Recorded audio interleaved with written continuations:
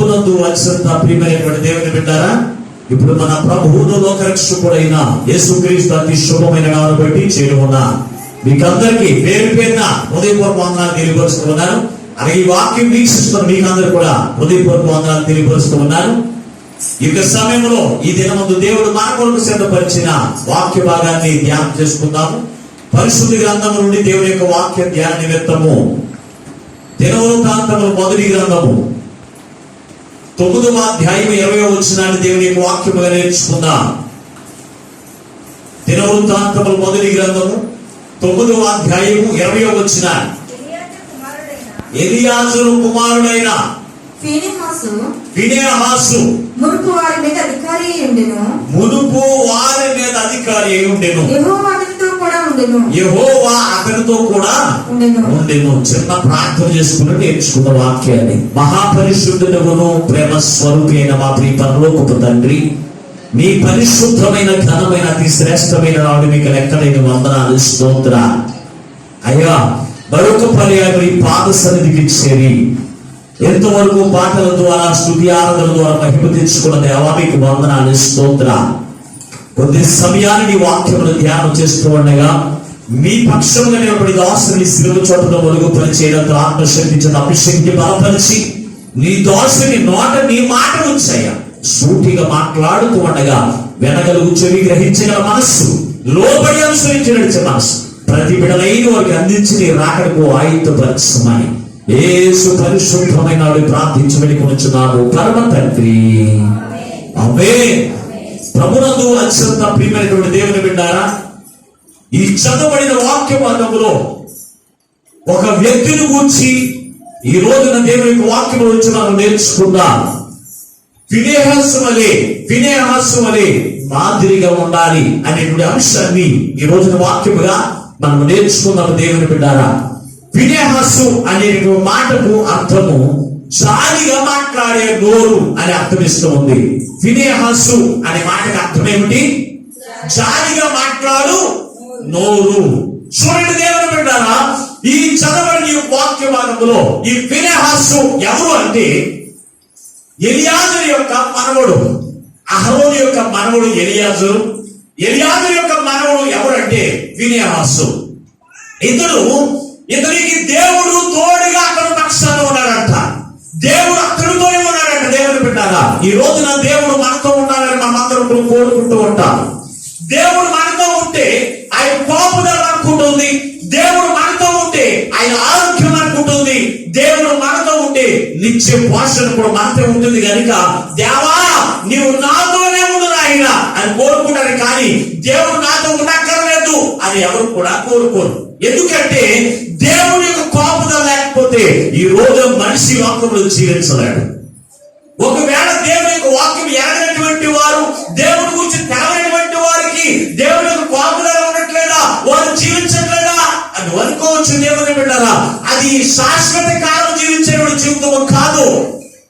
శాశ్వత కాలం కూడా నీవు ఆయనతో ఉండాలి అన్నా, ఆయన నీతో ఉండాలి అన్నా. కానీ ఫీనెహాసు వలె నువ్వు మాదిరిగా ఉండాలి. దేవుని బిడ్డ, ఫీనెహాసు అతడు ఏ విషయము అతడు ఒక మాదిరికరంగా ఉన్నాడు అని మనం ఆలోచన చేస్తే ఈ రోజున మీ ఎదుట నేను ఒక 7 విషయాలు నేను మీతో పెట్టి ఫీనెహాసుకున్నటువంటి లక్షణాలు 7 విషయాలు మీతో మాట్లాడి ఈ రోజున ఆ మాదిరికమైన జీవితాన్ని మనమందరం కూడా పొందుకున్నాం. దేవుని బిడ్డారా, పరిశుద్ధ గ్రంథముల నుంచి మొట్టమొదటి లక్షణము అతనికి ఉన్నది ఏమిటి అంటే దేవుని యొక్క వేదన కలిగినటువంటి వాడు ఫీనెహాసు. చూడండి ఒకసారి పరిశుద్ధ గ్రంథము నుండి సంఖ్యాకాండం 25వ అధ్యాయం 7-8 వచనాలు చదువుకుందాం. సంఖ్యాకాండం 25వ అధ్యాయం. ఆ అధ్యాయాన్ని మీ చేతులను ఉంచండి, మార్చొద్దు. సంఖ్యాకాండం 25వ అధ్యాయం 7-8 వచనాలు. యాజకుడైన అహరోను మనవడును ఎలియాజరు కుమారుడైన ఫీనెహాసు అది చూచి సమాజమందు అతడు లేచి ఈటెను చేతపుచ్చుకుని పడక చోటికి ఇశ్రాయేలు వెంబడి వెళ్ళి ఆ ఇద్దరిని అనగా ఆ ఇశ్రాయేలీయుని ఆ కడుపులో గుండా దూసిపోవునట్లు కడుపులో నుండి దూసుకుని పోవునట్లు పొడిచెను. చూడండి ప్రభువు దేవుని పెట్టారా, ఇతనుకు దేవుని పట్ల వ్యాధన కలిగినటువంటి వాడు. మొట్టమొదటి లక్షణాన్ని మనం చూస్తే ఏమిటే వ్యాధన, అతనికి ఎందుకు అంత వ్యాధనతో వెళ్ళి ఇతర మనుషుల్ని ఒక ఈటి తీసుకుని కడుపులో నుండి దూసుకుపోయినట్లుగా ఎందుకు చంపేశాడు అనేది మనం ఆలోచన చేస్తే కనుక దేవుడు ఇశ్రాయేలు పట్ల వ్యాధన కలిగినటువంటి వాడిగా ఉన్నాడు. ఇశ్రాయేలు ప్రజలందరూ కలిసి మోయాబీయులతో కలిసి వారితో వ్యభిచారం చేస్తూ ఉన్నారట. దేవుని బిడ్డారా, వారితో పాపం చేస్తూ ఉన్నారు. వారితో సహవాసం చేసుకుని దేవుని యొద్ద నుండి దిగిపోయి దేవుని నుంచి దిగజారిపోయి వారి ఇష్టానుసారం వారు జీవిస్తూ ఉన్నప్పుడు వారి మీదకి దేవుడు ఏం చేస్తాడో తెలుసా? తెగుళ్ళు పంపించాడంట. తెగులు పంపించినప్పుడు ఆ తెగులు ఇశ్రాయేలు ప్రజల మీదకి వచ్చేసి 24,000 మంది చచ్చిపోయారు. దేవుని బిడ్డారా, ఒక తెగులు చేత 24,000 మంది చనిపోయారు. ఆ తెగులు అదే తెగులు పట్టుకుని వారందరూ కూడా వేధించబడుతూ ఉన్నప్పుడు ఈ యొక్క ఫినెహాసుకు ఎంతో వ్యాధులు చేసిందంట. వ్యాధులు వచ్చినప్పుడు అతను చూస్తూ ఉండగానే ఒక ఇశ్రాయేలీయుడును ఒక మోయాబీయులు ఏం చేస్తూ ఉన్నారో తెలుసంటే వారిద్దరూ కూడా పాపము చేసేటువంటి స్థలంలో వారు దొరికారని దేవుని బిడ్డారు. దొరికినప్పుడు ఈ ఫినెహాసుకు వ్యాధులు వచ్చేసింది. వ్యాధులు వచ్చి అయ్యో ఇశ్రాయేలుకి చేసినటువంటి ప్రజలు చేసినటువంటి పాపమును బట్టి దేవుడికి కోపము రేగి ఈ తెగుళ్ళు లోకం మీదకి పంపించి అనేక మంది నాశనం అయిపోతూ ఉన్నారు కదా. అయ్యో అయినప్పటికీ వీరు పాపము స్థితి మారలేదే. దేవుడు ఎంతో దుఃఖంలో ఉన్నాడు. దేవుడి ప్రజలందరూ కూడా చెడిపోయిన విధానం చూసినప్పుడు, దేవుడి ప్రజలందరూ కూడా దిగజారిపోతూ చూసినప్పుడు దేవుడు ఎంత వేదన కలిగి ఉన్నాడని ఆయన చింతాంతకుడు గ్రహించిన వాడు ఎవరు తెలుసంటే ఫినెహాసు. ఈ రోజున దేవుడి యొక్క చింత, దేవుడి యొక్క బాధ, దేవుడి యొక్క ప్రజలు గ్రహించగలుగుతూ ఉన్నారా? ఫినెహాసు అనే ఆలోచన చేయండి. అందుకే దేవుడు ఏదో మాట్లాడుతూ ఉన్నాడో తెలుసా? ఆయన ఎందుకు వేధించబడుతూ ఉన్నాడు, ఎందుకు బాధించబడుతూ ఉన్నాడు? పరిశుద్ధ గ్రంథము తేటగా రాసిన చూడ ఒకసారి యెషయా గ్రంథము 58వ అధ్యాయంలోకి రండి ఒకసారి. మన 53వ అధ్యాయం 8వ వచనం. యెషయా గ్రంథము 53వ అధ్యాయం 8వ వచనం. అన్యాయపు తీర్పు నొందిన వాడై అతడు కొడుకోబడెను. అతడు నా జనుల అతిక్రమమును బట్టి మొత్తబడిను కదా. ఎక్కడ మొత్తబడిను కదా. సజీవుల భూముల నుండి అతడు కొట్టివేయబడి ఉండెను. అయినను అతని తరము వారిలో ఈ సంగతి ఆలోచించిన వాడు ఎవరు? ఆయన ఎందుకు కొనుక్కోబడ్డాడు, ఎందుకు కొట్టబడ్డాడు, ఎందుకు వ్యసనమైపోయాడు? ఈ రోజున చదువు ఏం చేస్తారో తెలిసే ఆలోచించట్లేదండి. యేసు ప్రభువు ఎందుకు కొట్టబడ్డాడు? కొనాలతో అయ్యో నా కొరకు నువ్వు కొట్టబడ్డావా, అయ్యో నువ్వు కొనదమ్మం తిన్నావా, అయ్యో నువ్వు బలుపు భరించావా అని ఏడ్చేవాడు తప్ప ఆయన ఎందుకు కొట్టబడ్డాడు, ఆయన ఎందుకు బలుపు వాడు భరించాడు అనేదంట నా చదువైన వారు ఆలోచించట్లేదు. నా చదువైన వారికి నేను కలిగి ఉన్న వేదన వారు గ్రహించలేకపోతున్నారు అని ఆయన ఎంతో వేదన చెందుతూ ఉన్నాడండి. ఆయన వేదన ఈ రోజు దేవుడికి బిడ్డలైన వారు గ్రహించగలుగుతూ ఉన్నారా? ఆలోచన చేయండి. తల్లిదండ్రుల యొక్క ఆ యొక్క వేదన బిడ్డల పట్ల ఎలా ఉంటుందో తెలుసా? బిడ్డలైన వారిని పెంచి వారు ప్రయోజకులు కావాలి, వారు దీవెనకరంగా ఉండాలి, వారు ఆశీర్వాదకరంగా ఉండాలని ఆ బిడ్డల పట్ల ఒక ఆలోచన కలిగి ఉన్నప్పుడు ఆ బిడ్డలు తల్లిదండ్రులు మాట చెప్పుడు జీవించకుండా, తల్లిదండ్రులకు మాట చెప్పిన ప్రవర్తించకుండా ఉంటే తల్లిదండ్రులకి ఎంత వ్యాధి ఉంటుందండి. ఆ బిడ్డలు చూసి ఏమనుకుంటామో తెలుసా? అయ్యో నా కుమారుడు, అయ్యో నా కుమార్తె నా బాధ గ్రహించట్లేదు, నా వ్యాధిని గ్రహించట్లేదని వారిని చూసి నువ్వు కృంగిపోతూ ఉన్నావు కదా. ఈ రోజు దేవుడు నీ పట్ల ఒక వ్యాధిని కలిగి ఉన్నప్పుడు, నువ్వు దేవుళ్ళ నుంచి నువ్వు తొలగిపోతూ ఉన్నప్పుడు, దేవుడు నువ్వు బాధిస్తూ ఉన్నప్పుడు, దేవుడి మాట వినకుండా నీ ఇష్టానుసారంగా నీవు జీవిస్తూ ఉన్నప్పుడు దేవుడు నీ పట్ల ఎంత వ్యాధన కలిగి ఉంటాడు గ్రహించవా? దేవుని యొక్క బాధను నువ్వు గ్రహించగలుగుతూ ఉన్నావా? ఫినెహాసుతో దేవుడు ఉండడానికి గల కారణం, ఫినెహాసుతోనే దేవుడు అతని వెంటే ఉండడానికి గల కారణము, ఇతడు ఫినెహాస్ అంట దేవుని యొక్క వ్యాధన గ్రహించిన వాడు. దేవుని యొక్క బాధను గ్రహించి ఆయన వ్యాధను తీర్చడానికి ఇతను ఒక ప్రత్యేకమైనటువంటి వాడిగా ఉన్నాడంట. ఒకటి మనం చూసినప్పుడు ఈ రోజున మనము క్రీస్తుని కలిగిన వారందరికీ కూడా ఉండవలసిన వ్యాధులు ఏంటో తెలుసా? యేసు ప్రభువు ఎందుకు కూడా దెబ్బతిన్నాడు, ఎందుకు ఆయన ప్రాణం పెట్టాడు, ఎవరి గురించి అనేది ఆలోచన చేస్తే కనుక యేసయ్య నిన్ను నన్ను కూడా ప్రయోజకులు చేసి క్రీస్తు యందు కూర్చోబెట్టడానికి ఆయన నీ కొరకు నా కొరకు ప్రాణం పెట్టాడు. దేవుని పెట్టారా? ఆయన యొక్క ప్రేమను, ఆయన యొక్క ఉద్దేశమును నువ్వు గ్రహించి ఆయన వ్యాధన అంతా కూడా తీసివేసేటువంటి లక్షణం క్రీస్తుకు కలిగిన బిడ్డలు ఉన్నాయి. ఈ రోజున మన యొక్క బిడ్డలైన వారిని మనము కష్టపడి వారిని పెంచి, మనము తిరిగి వారిని పెంచి వారిని ప్రయోజకులు చేసి వారిని ఉద్యోగస్తులయ్యారనుకోండి, ఉద్యోగస్తులైనప్పుడు వారు సుఖిస్తారా లేకపోతే తల్లిదండ్రులు సుఖిస్తారా? ఎవరు సుఖిస్తారండి? కుమారుడు అయితే కుమారుడు, తన భార్య తన బిడ్డలు సుఖిస్తారు, కానీ తల్లిదండ్రులు సుఖించరండి. వారి యొక్క ప్రయోజనం చూసి తల్లిదండ్రులు పురుషుపోతూ ఉంటారు. ఇదిగో నా కుమారుడు ఉద్యోగం చేస్తున్నాడు, నా కుమారుడు ప్రయోజకుడయ్యాడు, నా కుమారుడు ఒక అధికారిగా ఉన్నాడని వారిని చూసి ఎంతగా ఆనందిస్తారో తెలిసిన తల్లిదండ్రులు పెట్టవసరం లేదు, తల్లిదండ్రులు చూడవసరం లేదు. కానీ నీవు ప్రయోజకుడైనప్పుడు నిన్ను చూసి తల్లిదండ్రులు ఎంతగానో ఆనందిస్తారు. వారికి కొన్ని వ్యాధులు ఉండదు, వారికి బాధ ఉండదు పిల్లల పట్ల. ఈ రోజును చూస్తే పిల్లల పట్ల తల్లిదండ్రులు ఎంతగా వేధిస్తున్నారు తెలుసా? ఎంతగా రోధిస్తున్నారు తెలుసా? ఎప్పుడు చూసినా బిడ్డలు చూసి మనశ్శాంతి ఉండట్లేదు, ఎప్పుడు చూసినా బిడ్డల పట్ల సంతోషం ఉండట్లేదు, ఎప్పుడు చూసినా చెంతే ఉన్నావేంటి అంటే నా బిడ్డల మాట వినట్లేదండి, ఇంటికి వెళ్తే బాధ ఏంటి, ఉన్నావే అంటే ఇంటికాడంతా కూడా బాధ అండి. ఏం చెప్పుకుంటామండి బాగా? కుమారుల గురించి వారు చేస్తున్నటువంటి అతిక్రమములు, వారు చేస్తున్నటువంటి వారి మాట వెనుకుండా జీవించడం, దాన్ని బట్టి వారి గురించి ఎవరికైనా చెప్పుకోగలుగుతారా తల్లిదండ్రులు?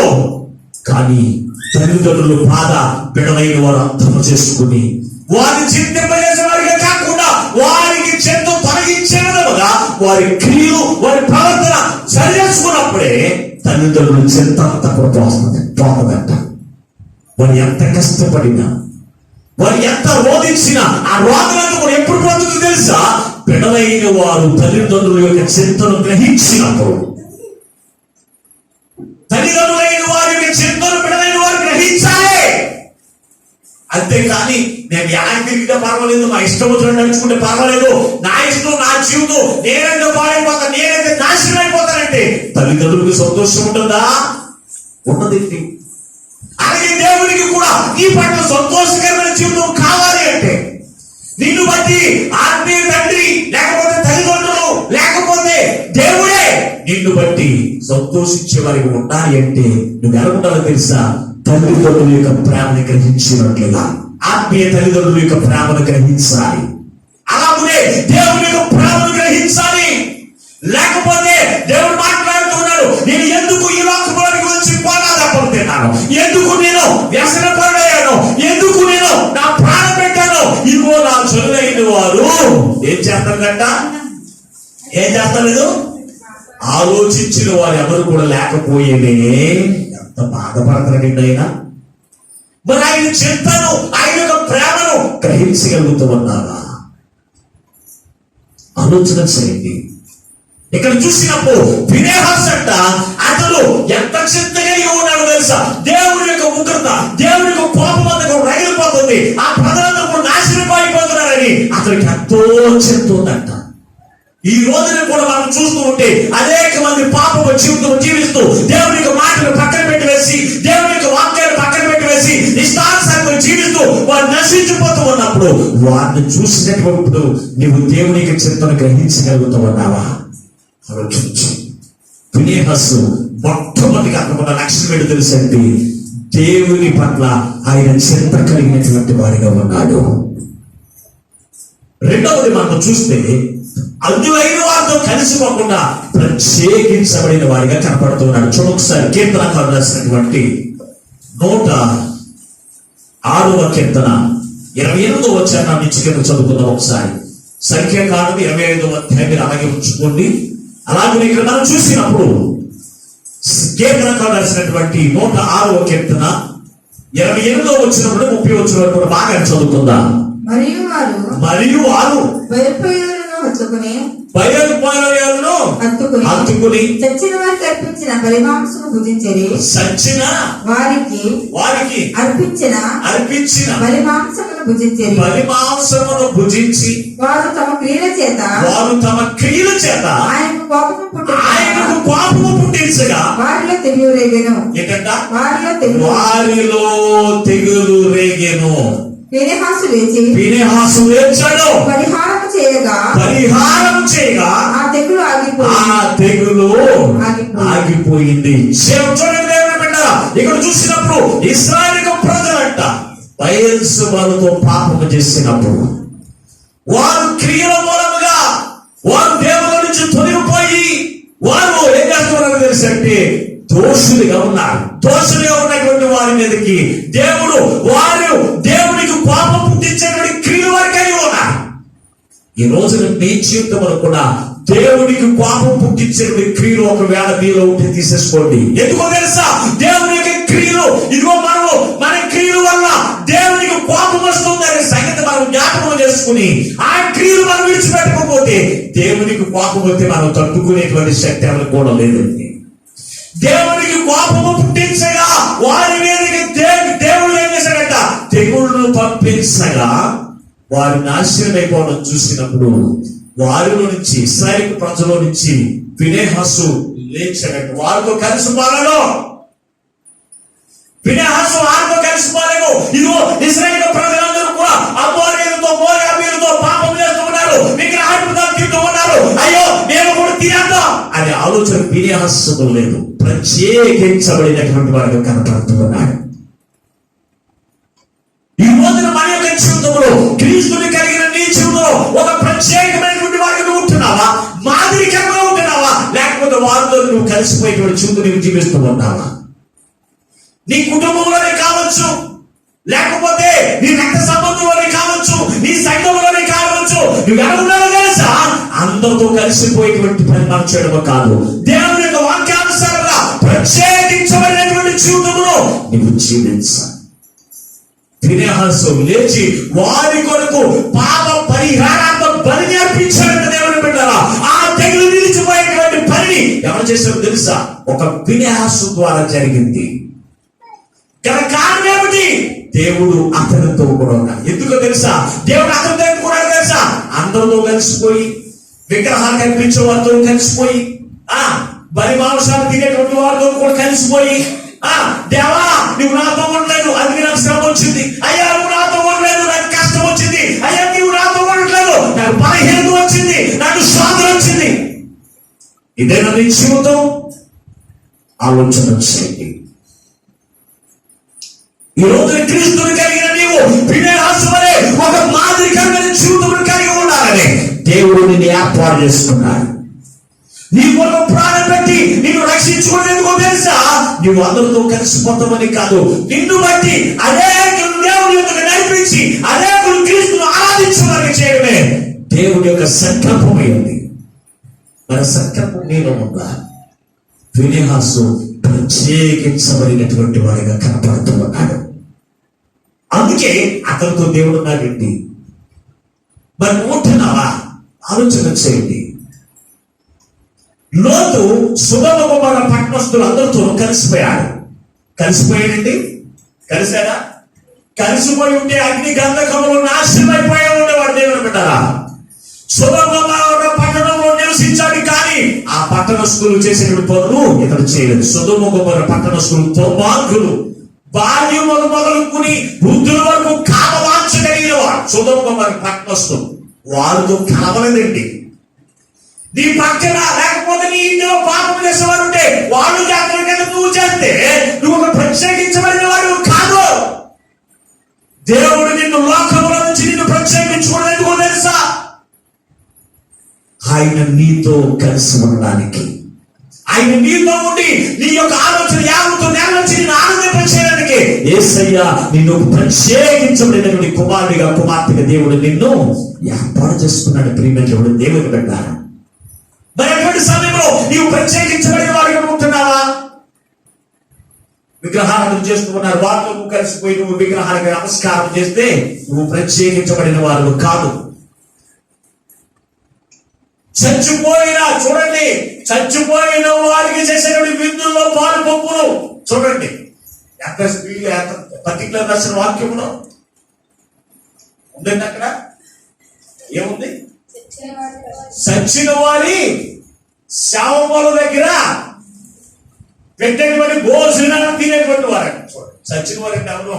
పాపముల చేత అపరాధముల చేత దేవుని ఏనకుండా క్రీస్తు యొక్క రక్తము చేత కనగబడకుండా జీవించిన వారు పెట్టేడు భోజనాలు. చచ్చిన వారికి పెట్టేడు భోజనం ఏంటో తెలుసా? ఏం చేద్దాం తెలుసా? చచ్చిన వారికి పెట్టింది ఏంటన్నావా? బతుకున్న వారికి కదా పెట్టామనుకుంటా. చచ్చిపోని శవానికి ఏం చేస్తారు తెలుసు అంటే, చచ్చిపోని కుండ దగ్గరికి ముందు భోజనం తీసేస్తారు కొంతమంది. ఏం చేస్తారు? ముందుగా ఉన్నది అలాగే ఊళ్ళో అయినా సరే, పొలం అయినా సరే, చికెన్ అయినా సరే ఏం చేస్తారు? ముందుగా తీసి ఎడగెడతారు, చచ్చినోడికి వెళ్తారు. చచ్చినోడు ఏం చేస్తాడు? తింటాడని తింటం చూశాడు చచ్చినోడు. అట్లరా అది పెట్టిన తర్వాత మనుషులు కడతారండి. అది తినేవారు ఎవరు? క్రీస్తుని ఎరిగి కూడా తినేటువంటి లక్షణము కలిగిన వారు. ఆనాటి ప్రజలు కూడా చేసే పని తెలుసా? చచ్చిన వారి దగ్గర పెట్టేటువంటి ఆహారం భుజించిన వారి మీదకి దేవుడు కోపము నదులు కూడా ఏం చేసింది తెలుసా? తెగులు వారి మీదకి వచ్చింది. ఈ రోజు నీలో ప్రత్యేకత కనపడుతుందా? అందులోకి నీకు ఒక ప్రత్యేకత నీకు కనపడుతుందా? ఆలోచన చేయి. నేను ప్రత్యేకించబడిన వారిగానే ఉన్నానండి. మా ఇంజనీరు ఇదిగో మేము పూజలు చేస్తున్నాం, టర్బన్ ఉంది, ఈ టర్బన్ కొబ్బరిగా కొట్టాం, నువ్వు రాకపోతే కనుక నీకు మరలా నిన్ను తీసేస్తాను, నువ్వు చదువుతాను, తీసేసిన పర్లేదు కింద కూర్చుంటానని వాడు. ఎలుగుబడి కాదండి. అలా 2-3 సార్లు చూశాడు, బెదిరించాడు. 4వసారి ఆ రాడు వాడు గొడవ వేసాడు. మిగిలిన రాయిని తీసుకెళ్ళేవాడు తప్ప నా జోలికి వచ్చేవాడు కాదు, నా పూటే వచ్చేవాడు కాదే. మిగిలిన వాళ్ళందరికీ పని చెప్పేవాడు. ఆ పూటలో కొబ్బరికాయ కోసం అయిన నాకు మాత్రం పని చెప్పేవాడు కాదు. ఎందుకో తెలుసా? నేను అందరిలో కూడా ప్రత్యేకించబడిన వారిగానే ఉండేవాడిని. ఆదివారం డ్యూటీకి రాలే, నేను రానండి. నువ్వు రాకపోతే కనుక రేపటి నుంచి నిన్ను మళ్ళీ వారం నుంచి నిన్ను అసలు డ్యూటీగా రానివ్వండి అనుకోడు. పర్వాలేదండి అనుకోండి. అలాగే చెప్పు బెదిరించేవాడు తప్ప నన్ను చోటుకి తీసేవాడు కాదు. అందుకే నేను ఫ్యాక్టరీలో అందరూ కూడా ఒక క్రైస్తవుడిగా నేను పేరుకొట్టిన వాడిగా జీవించాను. అంతేకాని వారితో నేను కలిసిపోయేవాడిగా నేను లేను. ఈ రోజు నీ జీవితంలో కూడా దేవుడు నీతో కూడా ఉండాలి అంటే కనుక నువ్వు ఒక ప్రత్యేకించబడిన వాడిని ఉండాలి. అందుకే కానీ దేవుడిని ఏర్పాటు చేసుకున్నది అందరితో కలిసిపోయే వారిగా ఉండడానికి వీలు లేదు. అక్కడ ఉన్నటువంటి స్థానిక ప్రజలు 24,000 మంది చచ్చిపోయారు. కారణం తెలుసంటే వాళ్ళలో ప్రత్యేకత లేదు. అమ్మోని కొబ్బరికాయ కొట్టి వీళ్ళు కూడా కొబ్బరికాయ కొట్టారు. వారు ఆనందం చేస్తారు, వారితో కలిసి ఆనందం చేశారు. అమ్మోరీలతో పాపం చేయడం అంటే వారు వ్యభిచారం అంటే ఏం తెలుసా? అనేకమైన దేవతలతో వారు కలిసి ఉండడమే. దేవుని పెట్టారా? ఈ రోజుని ఫినెహాసు వలె నువ్వు ఒక ప్రత్యేకించబడిన వారిగా నువ్వు జీవిస్తూ ఉన్నావా? ఏ రోజు నన్ను ఆలోచన చేశారా? ప్రియమైన దేవుని పెట్టారా? ఇతరులను చూసినప్పుడు, మొట్టమొదటి చూసినప్పుడు దేవుని యొక్క ఆవేదన, దేవుని యొక్క చింత, దేవుని పట్ల చింత కలిగిన వాడిగా ఉన్నాడు. అబ్రహాము కూడా దేవుని పట్ల చింత కలిగిన వాడే. సుధముఖ పట్టణస్తులందరూ కూడా పాపముల చేత అపరాధముల చేత చచ్చిన వారిగా ఉన్నప్పుడు వారు నశించిపోకుండా దేవుని ఎదుట ప్రాధేయపడిన వాడు ఎంత చింత ఉంది అతనికి. తన చింత నీకు ఉంటుందా? అబ్రహాముకున్న చింత, దేవుని పట్ల చింత, ఫినెహాసుకున్నటువంటి చింత నీకు ఉంటుందా? ఆలోచన చేయండి. దేవుని యొక్క కోపాన్ని అణిచివేయడానికి ఆ ప్రజలైన వారిని ఎలా నడిపించాలో అది చేసి దేవుని యొక్క కోపాన్ని నిలిపివేసిన వాడు ఫినెహాసు దేవుని బిడ్డారా. ఈ రోజున నీవు చేసిన అతిక్రమముల ద్వారా దేవుని యొక్క కోపము నీ బిడ్డల మీద, నీ కుటుంబం మీద రగులుకుంటూ ఉన్నప్పుడు నీవు జ్ఞాపకం చేసుకోవాల్సింది ఏంటో తెలుసా? ఇది దేవుని యొక్క కోపము తప్ప వేరేదేమీ కూడా కాదు. ఆ కోపం ఆగిపోవాలంటే దేవునికి ఏం చేయడం తెలుసా? మన పాపాన్ని ప్రాయశ్చిత్తం చేసుకుంటేనే కానీ దేవుని కోపం నిలవదని చెప్పి మనం ఏం చేయాలి తెలుసా? మన పాపానికి ప్రాయశ్చిత్తము చేసుకోవాలి. ఆనాడు చూడండి, ఫినెహాసు లేచి పరిహారము బలి అర్పణ చేయగా, పాప పరిహారం చేయగా ఆ తెగులు నిలిచిపోయిందంట. పరిహారం అవ్వాలండి. పాప పరిహారం అవ్వకపోతే దేవునికి కోపము నిలవదు, ఆగదు. ఇతనికి రెండవ లక్షణం. ఒకటి మనం చూస్తే, ఒకటి ఏం లక్షణం అంట? దేవుని పట్ల వ్యాధి కలిగిన వాడిగా ఉన్నాడు ఫినెహాసు. అందుకే దేవుడు అతనితో కూడా ఉన్నాడు. రెండవది మనం చూస్తే ప్రత్యేకించబడిన వాడిగా ఉన్నాడు. లోకంలో ప్రత్యేకించబడిన వాడిగా ఉండాలి. లోకస్తులతో కలిసిపోయిన వాడిగా కాదు. లోకస్తులైన పని చేస్తాడు, ఆ పని చేయడం కాదు. క్రైస్తవులకి చాలా పనులు ఉన్నాయి ఈ రోజు. క్రైస్తవులకి క్రైస్తవ పండుగ చేసేస్తారు, అందులో పనులు చేశారు. అందులో మాత్రం క్రైస్తవ పనులు చేయలేదా, వాళ్ళ పనులే చేసుకున్నారు. కానీ క్రైస్తవులు కూడా దౌర్భాగ్యం ఏంటో తెలుసా అంటే, రెండు పండుగలు మనయ్యా, ఆ పండుగలు మనయ్యా. ఇక నీలో ప్రత్యేకత ఏముంది? సంక్రాంతి వచ్చింది అనుకోండి, అందులో నువ్వు ప్రత్యేకమైన వారికి నువ్వు కనపడుతున్నావా? ఆ చేసి నువ్వు చేస్తావు, ఆడ చేసి నువ్వు చేస్తూ ఉంటావు. ముగ్గులు పెట్టకూడదు అని చెప్పి నేను చాలాసార్లు వాక్యం చెప్తాను. ముగ్గులు ఎవరైతే పెడతారో వాకట్లో దెయ్యం దారిలో పోయి వచ్చి కూడా ఆ ముగ్గులు కూర్చుంటాయి. ముగ్గులు పెట్టుకోవద్దని చెప్తాను. కావాలని దెయ్యాన్ని ఆహ్వానిస్తూ ఉంటాం గృహాల్లోకి, కావాలనే. ఆ దెయ్యం రాకపోతే మనకు సంతోషం ఉండదు ఏంటో నాకు అర్థం కాదు కొంతమందికి. చేపలు చేసేవాడు ఏం చేస్తారు? ముగ్గేస్తారు. ముగ్గెత్తే వచ్చి దెయ్యం వచ్చి అందరూ కూర్చోంటారు ముగ్గులు. గమనించండి, అవునా? చేపలు చేసేవాడు ముగ్గేసి ఎందుకు వేస్తారు తెలుసా? ఆ దెయ్యము ఎక్కడ వచ్చి ముగ్గులో కూర్చోంటది, అందుకని ముగ్గేస్తారు. ముగ్గేసినప్పుడు ముగ్గేసి ఉంటూ ఉంటాడు దెయ్యం వచ్చిందని. మరి నువ్వెందుకు వేస్తావు ముగ్గు? ఆ దారంటే వెళ్ళిపోతే నీ జోరు అవసరమైతే వెళ్ళిపోతే సాధారణ వెళ్ళిపోతా ఉన్నప్పుడు నువ్వు ముగ్గేసినప్పుడు వచ్చేసి ఆ ధైర్యంగా కూర్చోడు. నా గురించి నన్ను ఎవరైనా బాగా కేకేస్తారు అనుకుంటుందని వచ్చి నీ కుటుంబంలో శాంతి వచ్చును, మనశ్శాంతి వచ్చును. ఇవన్నీ ఎవరు చేసేవి? ఒక దేవుడి యొక్క వాక్యం ఎగరటువంటి వారు చేసే పనులు నువ్వు కూడా చేయడం కాదు. నువ్వు ఒక ప్రత్యేకించబడిన వారిగా ఉండాలి. నీ ప్రవర్తన చూసి, నిన్ను చూసి, నీ క్రియలు చూసి, నీ ఆలోచన చూసి పలానా వారు క్రైస్తవులు. నేను అడిగినాన్ని బడ్డు బాగా నిడవలు వెళ్ళాను. వెళ్ళినప్పుడు నన్ను చూడగానే ఆ మెకానిక్ నేను చెప్పానా, నేను పాస్టర్ గారిని నేను చెప్పలేదు. పాస్టర్ గారు అక్కడే ఉన్నాను. ముందు పాస్టర్ గారు బండి అయిన నీ బంద్ చేస్తాను పక్కనే అన్నాడు. ఇదే నేను పాస్టర్ నేను చెప్పలేదు, గొప్పలేదు. నేను పాస్టర్ గారు నేను ఎలా చెప్పాడు, ఎలా చెప్పాడంట అనుకున్న ఆలోచిస్తున్నాను. అక్కడే కూర్చోండి, నాకు కూర్చోబెట్టి టీ తెప్పించాను, టీ ఇచ్చాను, ఏదంత గౌరవం చేస్తాను అనుకున్నాను. కానీ నేను పాస్టర్ గారిని గమనించాలని సంగతి నాకు తెలియదు. పాస్టర్ గారు బండి అవని తర్వాత చేస్తాను, ఉంటే ఉంటే దాన్ని పోతే పోనలే. అతను చూడండి, ఒక దేవుడిని ఎరగనటువంటి వాడే నా బండిని చూసి, నన్ను చూసి ఏం చేశాడో తెలుసా? గౌరవించాడు. నా బండి మీద ఉంది క్రీస్తు యొక్క నామం ఉంది. క్రీస్తు నామానికి ఎంత విలువ ఉందో మీకు తెలిసింది. క్రీస్తు నామము జోలికి వచ్చిన వాడు నాశనానికి వెళ్ళిపోయిన రోజున అంత శక్తి ఉంది దేవుని యొక్క నామంలో. దేవుని యొక్క నామంలో అంత విలువ ఉందండి. జ్ఞాపకం చేసుకుని ప్రియమైన దేవుని బిడ్డ, ఒక ప్రత్యేకించబడిన జనాంగం మనకు జీవించాలి. ఫినెహాసు అందరితో కలిసిపోలేదు. వారందరూ కూడా పాపం చేస్తూ ఉన్నారు. వారందరూ కూడా దేవుని విడిచిపెట్టి తిరుగుతూ ఉన్నారు. దేవునికి వాక్యానుసారంగా ప్రవర్తించట్లేదు. వారితో కలిసి నేనే నలుగురితో నారాయణ ప్రజెత్తి నేను అంతే. నరకానికి వెళ్ళిపోతే నేను వెళ్ళిపోలేదండి ఫినెహాసు. వారిలో నుంచి లేచి దేవునికి పాప పరిహారం బలి అర్పించి వారందరూ వేదరించి దేవుని యొక్క కోపాన్ని తొలగించిన వాడు ఫినెహాసు. ఒక ప్రత్యేకించబడిన వాడిగా ఉన్నాడు. మూడవలోకి వచ్చినప్పుడు ఫినెహాసుకు ఉన్నటువంటి మూడవ లక్షణం భక్తిహీనులు చూసి వారలేనటువంటి వాడు. చదువు ఒకసారి సంఖ్యాకాండం 25వ అధ్యాయం 11వ వచనం చదువుకుందాం. 11వ వచనం మన్నించండి. 11వ వచనం, వారి మధ్యను నేను వారవలేని దానిని వారలేకపోవటం వలన వారలేకపోవడం ద్వారా ఇశ్రాయేలు మీద నుండి ఆ కోపం మళ్ళించను కనుక. కోపం మళ్ళించి చూడండి ఏం చేశాడంట. ఫినెహాసుకి ఏముందంట? వారవలేని తనం. ఎవరు చూసి?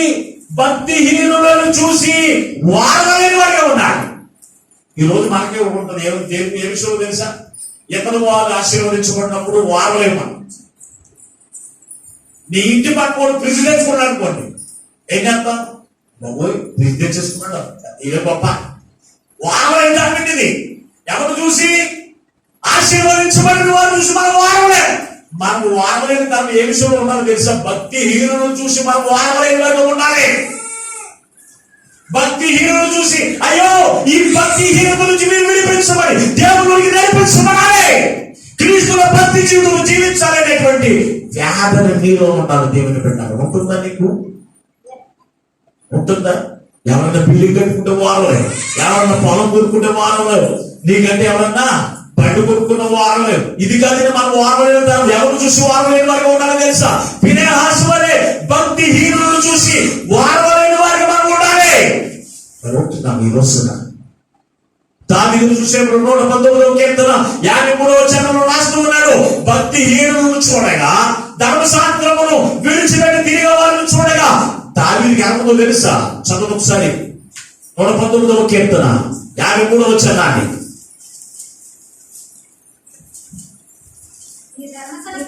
నీ ధర్మశాస్త్రమును విడిచి నడుచుచున్న భక్తిహీనులను చూడగా ఉంటుందంటే అధిక రోషము. రోషము వేరు, అధిక రోషము వేరు. నువ్వు సరిగా భక్తి జీవితం జీవించలేదనుకో, నీకు బట్టి పాస్టర్ కోపం వచ్చింది అనుకోండి, ఏం చేస్తావు? పాస్టర్ గా నా మీద కోపం చూడకపోతే. భక్తిహీనుడు చూసి దావీదుకి ఏమొచ్చిందంట? అధిక రోషం వచ్చిందంట. భక్తిహీనత అంటే ఏమిటి? భయము వేరు, భక్తి వేరు. భక్తి అంటే ఏమిటి తెలుసా? క్రమముగా దేవుని మందిరానికి రావడం, క్రమముగా దేవుని మందిరానికి రావడం, క్రమముగా దేవుని ఆరాధించడం, క్రమముగా దేవుని యొక్క వాక్యంలో నడుచుకోవడమే భక్తి. నువ్వు దేవుని అడగ ముందు శనివారాలు చేసి ఉండొచ్చు, తెల్లవారక ముందే ఏం చేస్తాం తెలుసా? తలస్నానం చేసి గుడికి పరిగెత్తుకెళ్ళే భక్తులు ఎప్పుడు క్రీస్తులోకి రాకముందు ఒక వారం మిస్ అవ్వు. క్రీస్తులోకి వచ్చినప్పుడు క్రీస్తు అసమర్థుడు అనుకుంటావా, లేకపోతే కోపం లేని వాడు అనుకుంటావా? భక్తిహీనత నీకు రావడానికి ఆలోచన చేయండి. ఫినెహాసు ఆ యొక్క భక్తిహీనులు చూసి వారవైపోయినాడు. ఎందుకంటే అయ్యో వీళ్ళందరూ నాశనం అయిపోతున్నారు, ఈ నాశనం నుంచి విడిపించబడి దేవుడికి నడిపించబడితే బాగుండు అని వారిని చూసి ఏం చేసేవాడు తెలుసా? వారవైపోయేవాడు. వారిని కూడా ఏదో ఒక రకంలో దేవుడికి నడిపిస్తాడు. అటువంటి వ్యాధి ఉంటుంది ఈరోజు. నీకే ఉండదు భక్తి. ఇంకా భక్తిహీనులు చూసి ఇంకా వారం తక్కువ మనం ఆలోచన చేయండి. ఫినెహాసుకు దేవుడు అతనితో కూడా ఉన్నాడంట. ఫినెహాసుకు దేవుడు అతనితో కూడా ఉన్నాడని ఎవరు చెప్తూ ఉన్నారు? కోరాహు కుమారుడు చెప్తూ ఉన్నారు. ఈ రోజున దేవుడు నీతో కూడా ఉన్నాడని ఎవరు చెప్పాలో తెలుసా? నీ ఇంటి పక్క వారు చెప్పాలి, నీ సంఘ సహోదరులు చెప్పాలి, నీ రక్త సంబంధులు చెప్పాలి. చెప్పేవారిగా నీవు ఉండాలంటే నీకు ఉండవలసిన లక్షణాలు ఏంటో తెలుసా? నీకు ఉండవలసిన లక్షణాలు ఏంటో తెలుసా? భక్తిహీనులను చూసి వారవలేని వారిగా ఉండాలి. నీ యొక్క రక్త సంబంధులు భక్తిహీనులు కావచ్చు, నీ కుటుంబీకులు భక్తిహీనులు కావచ్చు, నీ ఇరుగు పొరుగు వారు భక్తిహీనులు కావచ్చు. వారిని చూసి నువ్వు వారవలేని వారిని ఉండొచ్చు, తప్పులేదు. అంతేకాని ఇతరులైన వారు దేవుళ్ళు ఆనందంగా నడుచుకున్నప్పుడు, భక్తి మార్గంలో నడుచుకున్న వారిని అయ్యో ఎరగవ చేసింది కాదు భక్తి, మేము చేద్దాం ప్రార్థన అన్నట్టుగా చూడడం కాదు. అలాగే వారవలేని తరము కాదు. భక్తిహీనులను చూడగా, ఇదో నీ ధర్మశాస్త్రమును విడిచిపెట్టి తిరుగు వారిని చూడగా నాకు అధిక రోషము కలిగింది. మాట్లాడుతున్నాడు దావీదు భక్తుడు. ఎందుకో తెలుసా? దేవుని యొక్క ఆత్మ ఎవరి హృదయంలో ఉంటుందో, దేవుని ఆత్మాభిషేకం చేత ఎవరు నింపబడుతూ ఉన్నారో వారికి దేవుని వాక్యమును విడిచిపెట్టి తిరిగి వారిని చూసి ఎంతో అధిక రోషము కలుగుతుందంట దేవుని పెట్టాలి. ఎందుకో తెలుసా? భక్తిహీనత మన నాశనాన్ని తీసుకుని వెళ్తుంది, భక్తిహీనత మన నరకాన్ని తీసుకుని వెళ్తుంది, భక్తిహీనత మన శ్రమను పాలు చేస్తుంది. అటువంటి భక్తిహీనతో నువ్వు నాశనమైపోవడం, భక్తిహీనతో నువ్వు నాశనమైపోవడం దేవునికి ఇష్టపడదు, నీ యొక్క ఆత్మీయ తల్లిదండ్రులు కూడా ఇష్టపడదు. అటువంటిప్పుడు నీ నేను కోపపడచ్చు, వారవలేక నీ నేను కోపపడచ్చు. దావీదు మరి అధిక కోపము కలిగినటువంటి వారి కాదు కదా. యేసు ప్రభువుకి కోపం రాలేదా? ఎవరిని చూసి? దేవుని యొక్క సన్నిధిలో వ్యాపారం చేసేవారు, పావురాలని మార్చుకునేవారు, రోగను మార్చుకునేటువంటి వారిని చూసి దేవునికి కోపం వచ్చి కోడాన్ని సిగ్గుపడ్డాడు. దేవుని బిడ్డ ఆయనకి వచ్చిన కోపం, భక్తిహీనత అక్కడ కనపడింది. దేవుని యొక్క సన్నిధిలో భక్తిహీనత అక్కడ కనపడింది. ఈ రోజున మన సంఘంలోనే కాదు, ఈ వాక్యం వింటున్న ఎవరి జీవితంలో భక్తిహీనత ఉందా, దేవుడు నీతో ఉండడు. దేవుడు నీతో ఉండడండి. అనుకుంటూ ఉంటాం, దేవుడు నాతో లేకపోతే నేను బ్రతకలేదా అంటే, దేవుని మాట లేకుండా ఈ లోకంలో పురుగు కూడా బ్రతకదు. అందుకే మనుషులు రొట్టె వల్ల మాత్రమే కాక దేవుని నోటి నుంచి ప్రతి మాట వల్ల బ్రతుకును అని పరిశుద్ధ గ్రంథం ఎందుకు రాశారో తెలుసా? దేవుని యొక్క మాట నీకు లేకపోతే కనుక నీవు బ్రతకవు, జీవించలేవు. కనుక దేవుని బిడ్డారా, మీరు ఒకసారి మీరు ఆలోచన చేయండి. భక్తిహీనత నా నాశనం. అందుకే భక్తిహీనుడు చూసి నేను వాడలేకపోతున్నాను. నేను ఫినెహాసు కాదండి, నాకు కూడా చాలా వేదన ఉంటుందండి, మీకు తెలీదు. నేను మీతోనే ప్రేమతో యామా మన వారు ప్రార్థనకి రాలేదే అని మీతో మాట్లాడతాను, కానీ నేను కన్నీటి కార్చి నేను ఇంటి దగ్గర ప్రార్థన చేస్తానండి. తెల్లవారుజాము లేచి ప్రార్థన చేస్తాను. అలాగే అమ్మగారు అక్కడి నుంచి డ్యూటీకి వెళ్ళిన తర్వాత నేను చేసే పని తెలుసు. అమ్మగారు అనుకుంటారు ఆయన కూర్చున్నారు అనుకుంటారు. సార్ నేను వచ్చినప్పుడు ఆయన దగ్గర చాలా హ్యాపీగా కనపడుతున్నాను. అప్పటికి నేను ఇంచుమించుగా 30 గంట ప్రార్థన చేస్తాను. మళ్ళా మోకరించి, ఏంటి నాయనా నీ ప్రజలైన వారితో వాక్యం ప్రకటిస్తున్నప్పటికీ నీ వాక్యం విడిచిపెట్టి ఇదిగో ఇష్టానుసారంగా నాశనం పడిపోతున్నారు, వారిని రక్షించిన ఆయన కన్నీటి కాచి ప్రార్థన చేస్తానండి. దేవుడితో నాకు ఖాళీ సమయంలో ఇంటి దగ్గర చేసిన పని అది. ఆ వేదం మీరు గ్రహించగలుగుతున్నారు నాకు తెలియదు, కానీ భక్తిహీనత మన సమర్పాలు చేస్తుంది. భక్తిహీనత మన నరకని తీసుకువెళ్తుంది. భక్తిహీనత మన పాతానికి తీసుకువెళ్ళిపోతుంది. ఇబ్బందులు పాలు చేస్తుంది, కష్టాలు పాలు చేస్తుంది. అటువంటి వారిని చూసి ఫినెహాసు వారలేక ఏడుస్తూ ఉన్నాడు. నాయనా ఈ భక్తిహీనుని భక్తి పరులే చేయి నాయనా. అయ్యా వీరందరూ కూడా నీ వాక్యం విడిచిపెట్టి తిరుగుతూ ఉన్నారు, నీ వాక్యం అనుసరించుకుని జీవిస్తూ ఉన్నారు, వీరిని క్షమించనైనని దేవుని ఎదుట ఎంత అరుస్తున్నాడు. దావీదు కూడా అదే అధిక రోషం, అయా నీ ధర్మశాస్త్రం విడిచిపెట్టి తిరిగే భక్తి వీరులు చూడగా నాకు అధిక రోషం కలుగుతుంది అయ్యా. మరి అటువంటి వేదన నీకు ఉంటుందా? ఆలోచించండి, ఆలోచించండి ప్రియమైనటువంటి దేవుని బిడ్డలారా. అటువంటి వ్యాధులు నీకుంటే కనుక దేవుడు నీ పక్కనే ఉంటాడు, నీతోనే ఉంటాడు. ఫినెహాసు జీవితంలో గొప్ప జయకరమైన జీవితం ఇచ్చినట్లుగా ఫినెహాసును చూడగా అతనితో దేవుడు ఉన్నాడు. అతను జోలికి వెళ్ళకూడదు, కానీ దేవుడు జీవితంలో నీవు కూడా కలిగి ఉండాలి అంటే కనుక ఫినెహాసు వలె మొట్టమొదటిగా దేవుని పట్ల చింత కలిగిన వారిగా ఉండాలి. రెండవదిగా చూస్తే ప్రత్యేకించబడిన జనాంగం అని ఉండాలి. క్రీస్తు యొక్క రక్తం చేత కడగబడిన జనాంగంలో ఉండాలి, కానీ పాపముల చేత కడగబడిన వారిగా, పాపముల చేత నింపబడిన జనంగా ఉండడానికి వీలు. ప్రత్యేకించబడిన వారిగా ఉండాలి. మూడవది భక్తిహీనులను చూడగా వారవలేని వారిగా.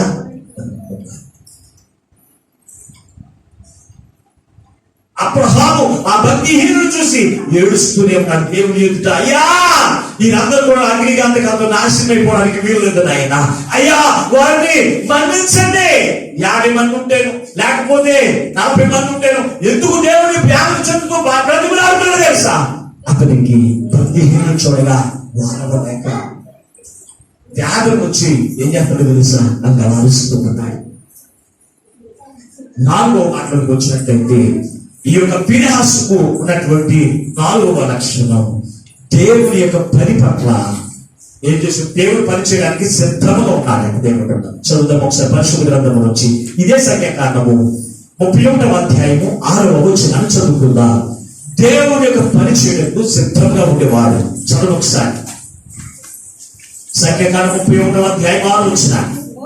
మోషే వారిని అనగా ప్రతి గోత్రముల నుండి 1000 మందిని యాజకుడకు ఎలియాజరు కుమారుడైన ఫినెహాసును పంపెను. అతని చేతిలోని పరిశుద్ధమైన పరిశుద్ధమైన ఉపకరణములను ఊదుటకు ఉపకరణములను ఊదుటకు బోరను యుద్ధములకు పంపెను. బోరలను యుద్ధములకు పంపెను. యుద్ధమునకు పంపెను. యెహోవా మోషేకు ఆజ్ఞాపించినట్లు యెహోవా మోషే యెహోషువకు ఆజ్ఞాపించినట్లు మిద్యానీయులతో యుద్ధము చేసి మరొకసారి వాక్యం ఒకసారి 6వ వచనం. మోషే వారిని అనగా మోషే వారిని అనగా ప్రతి గోత్రముల నుండి ప్రతి గోత్రముల నుండి 1000 మందిని యాజకులకు ఎలియాజు కుమారుడు ఫినెహాసును పంపెను. యాజకుడకు ఎలియాజరు యొక్క కుమారుడైన కుమారుడు ఫినెహాసును పంపెను. అతని చేతిలోని పరిశుద్ధమైన చాలా జాగ్రత్తగా ఆలోచించండి. అతని చేతిలోని పరిశుద్ధమైన ఉపకరణములను ఊదుటకు బోరను ఊదుటకు బోరలను ఉన్నాయని చాలండి దేవుని బిడ్డారా. ఎందుకు? దైవజనుడు మోషే యుద్ధానికి పంపిస్తూ ఉన్నప్పుడు ఇతని చేతిలో ఏముండేవి తెలుసు అంటే ఏముండేవి? పరిశుద్ధమైన ఉపకరణములు ఉండేవి. అంటే మోషే దైవజనుడు ఏ పని చెప్తే ఆ పని దేవునికి పని చేయడానికి నేను సిద్ధముగా ఉన్నాను అని చెప్పి బోరల ఊదుటకు, బోరల ఊదడం అంటే దేని సాదృశ్యం? దేవుని స్తుతించడానికి. దేవుని బిడ్డాను స్తుతులు ఆనాడు అక్కడ చూసినప్పుడు పరిశుద్ధ గ్రంథంలో మనం చూసినప్పుడు ఎరుకో పట్టణం యొక్క ప్రాకారం ఎలా కూలిపోయి తెలుసా? వారందరూ బోరల ఊదగా ఎరుకో ప్రాకారం కూలిపోయి. అంటే స్తుతి ఏం చేస్తుంది తెలుసా? నీ ఎదుట ఉన్న ప్రాకారం కూల్చివేసేదే స్తుతి. అతని ఎదుట ఏమో తెలుసా? అతని యొక్క చేతులు ఏమో తెలుసా? పరిశుద్ధమైన ఉపకరణములు. ఒక క్రైస్తవుడు లోకములను జయించాలి అన్నా, ఒక క్రైస్తవుడు లోకములను సాతాను జయించే వారిగా ఉండాలి అన్నా ఏం చేయాలి తెలుసా? పరిశుద్ధమైన ఉపకరణములు పెట్టుకోవాలి. ఎఫెసీ పత్రిక 6వ అధ్యాయంలో దేవుడు తన బిడ్డలైన వారికి ఇచ్చిన మన ఆయుధములు అవన్నీ కూడా ఉపకరణములన్నీ కూడా మన చేతులు ఇప్పుడు కూడా ఉండాలి దేవుని యొక్క పని చేయడానికి. కనుక దేవుని బిడ్డారా ఇక్కడ చూసినప్పుడు ఫినెహాసు ఎప్పుడు అతని చేతులు ఉపకరణములు. బోర్ల ఓదడానికి బోర్ల చేతులు పట్టుకునేవాడు. పాట పాడకునే రాడే.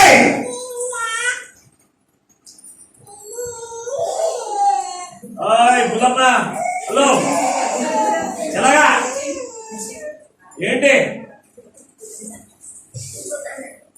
కనుక దేవుని బిడ్డారా ఒకసారి ఆలోచన చేయండి.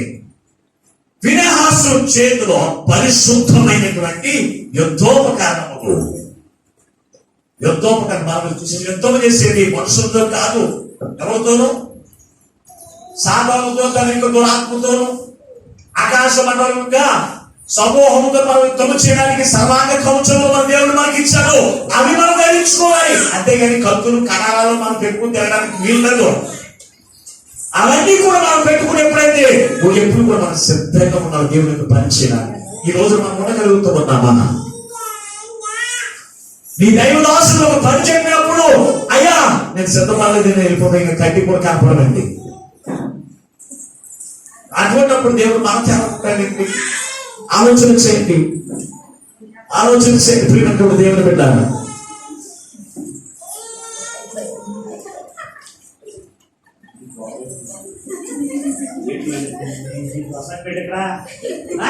ఈ పడాయతో చూపెడుతున్నా అలాంటి పేట ఫోటో పెట్టి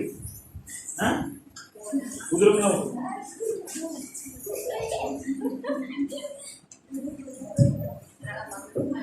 ప్రియమైనటువంటి దేవుని బిడ్డారా ఇక్కడ చూసినప్పుడు అతడు యుద్ధోపకరణములు అతడు ధరించుకునేటువంటి వాడిగా మనకి కనపడుతూ ఉన్నాడు. దేవుని యొక్క పని చేయడానికి నేను సిద్ధంగా ఉన్నాను.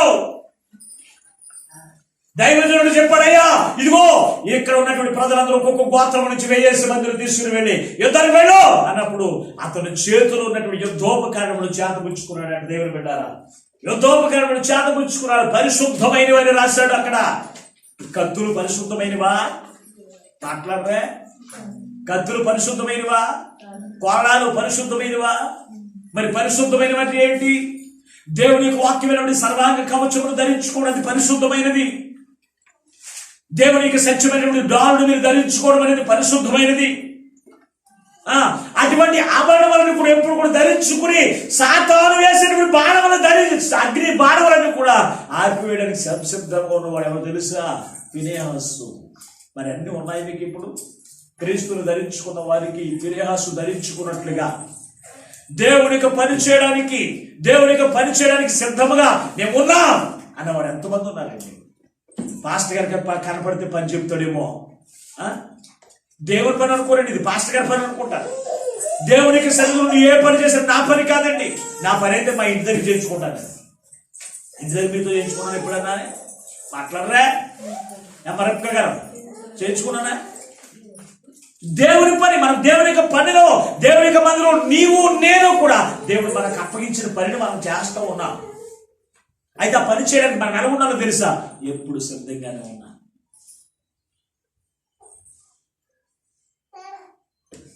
ఎప్పుడు సిద్ధంగానే ఉన్నామని చెప్తూ ఉన్నాను. దేవుని పెట్టాలి. మా మందులు సాయి ఉన్నాడు, అతను అంటాడు, అయ్యగారు మీరు ఎప్పుడు ఏ పని చెప్పినా నేను వచ్చేస్తానండి. తెల్లవారుజామున 2 గంటల మన పరిగెత్తులు వచ్చేస్తున్నానండి. ఎందుకో తెలుసా అంటే దేవుడు మనతో ఉండాలంటే ఒక వ్యక్తిని గురించి నేను మీకు ఎందుకు చూపిస్తున్నానని కాదు. మీరు ఆలోచన చేయండి. కొంతమంది పాస్టర్ గారు కనపడితే పని చెప్తాడు. ఎవరు పని చెప్తాడు? నా పని ఇప్పుడు ఎవరికి చెప్పనండి. నేను దేవుడి పని చేస్తాను. నేను మీతో కలిసిపోయి నేను దేవుడి పని చేయడానికి ఇష్టపడతాను తప్ప నా పని విషయంలో మాత్రం నా తిప్పలు నేను పడతాను తప్ప మీ మీతో ఎవరితో కూడా చేయించుకోనండి. దేవుని యొక్క పని చేయడానికి మనం ఎలా ఉండాలో తెలుసా? ఫినెహాసు వలె సిద్ధముగా ఉండాలి. ఈ సిద్ధపాటు ఎవరికి ఉంటుందో తెలుసా? ఫినెహాసుకున్నటువంటి మరొక లక్షణం ఏంటో తెలుసా అంటే అతడు ఆసక్తి చూపించేటువంటి వాడు. ఇదే సంఖ్యాకాండం 25వ అధ్యాయము 13వ వచనాన్ని కూడా చదువుకుందాం ఒకసారి. కాబట్టి నీవు అది నిత్యమైన యాజక నిబంధనగా అతని సంతానములకు కలిగి ఉండును. ఎలయనగా అతడు తన దేవుని విషయమందు ఆసక్తి గలవాడై ఇశ్రాయేలీయుల నిమిత్తము ప్రాయశ్చిత్తము చేసెను. ఈ రోజు ఇశ్రాయేలులు అనగా దేవుని చేత ఆశీర్వదించబడిన వారు, దేవుని చేత దేవునితో పోరాడి గెలిచిన వారు ఇశ్రాయేలు ప్రజలు. ఈ రోజున దేవుని యొక్క బిడ్డలైన వారు ఇశ్రాయేలు ప్రజల నిమిత్తము ప్రాయశ్చిత్తము చేసేవారిగా ఉండాలి. దేవుని విషయమందు ఆసక్తి కలిగిన వాడు, దేవుని యొక్క పని విషయమందు ఆసక్తి కలిగిన వాడు ఎవరో తెలుసు అంటే ఫినెహాసు. అటువంటి ఆసక్తి నీకు ఉంటుందా? నీ కుటుంబం పట్ల నీకు ఆసక్తి ఉంటుంది. నీ కుటుంబాన్ని పోషించుకోవాలని, నీ బిడ్డలు చదివించుకోవాలని, గృహాలు కట్టుకోవాలని, నీ ఇంటి పని చేసుకోవాలని ఆసక్తి ఉంది, మంచిదే. ఆ పని ఇంకొకరు ఎవరు కూడా చేయరు, నీవే చేసుకోవాలి. వాటితో కలిసి నువ్వు దేవుని యొక్క పని చేసేటువంటి ఆసక్తి నీకుంటే నేను సర్వాంగ కవచంలో ధరించుకుంటాను. ఆసక్తి లేనివాడు, దేవుని యొక్క పని చేయాలని ఆలోచన లేనివాడు ఏం చేస్తాడు? ప్యాంట్ లేదండి, ప్యాంట్ ఉతికేసుకోవడానండి అని చెప్తున్నాడు. రావే బాబు దేవుని పరంపించాను పెళ్లి చేయదు కదా అనుకో. అది ఆసక్తి లేనివాడు ఏం చేస్తాడు? ప్యాంట్ లేదు అంటాడు. ఆసక్తి ఉన్నవాడు ఏం చేస్తాడు? షార్ట్ వేసుకుని నేను వచ్చేస్తాడండి. అవునా? లింగి దగ్గర వచ్చేస్తాడండి. నడవడయ్యా నేను వచ్చి పని చేస్తాను. ఆసక్తి లేనివాడు ఏవో ఒకరే. ఆసక్తి పనిచేసే ఇంట్రెస్టింగ్ లేనప్పుడు బోర్డు సాకులు మనకే. అనారోగ్యం ముందు తలపడి వచ్చేస్తాను, మంచమే పడుకున్నాను, లేకపోతే ఏదైనా ప్రయాణం వెళ్ళాలను, అయ్యారు నేను చెప్పుడు చేయదు, మరి ఇది ఒక్కొక్క సాకులు ఇవి కాదండి.